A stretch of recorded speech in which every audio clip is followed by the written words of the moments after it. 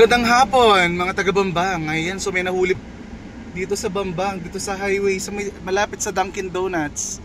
Ayan, may nahuli po dito sa kahabaan po ng highway, Maharlika Highway.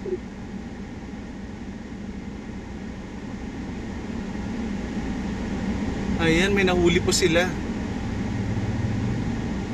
Di po natin alam kung ano ang kadahilanan. So malalaman po natin mamaya.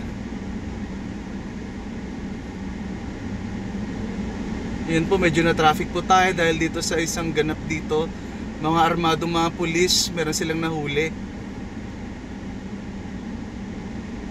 Ayan, sino po ito? Kung nakakilala po, sino itong mga ito nahuli?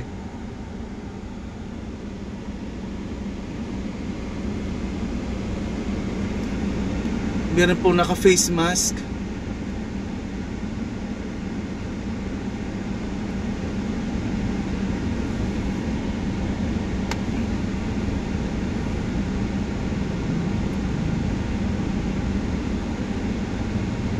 Pwede na.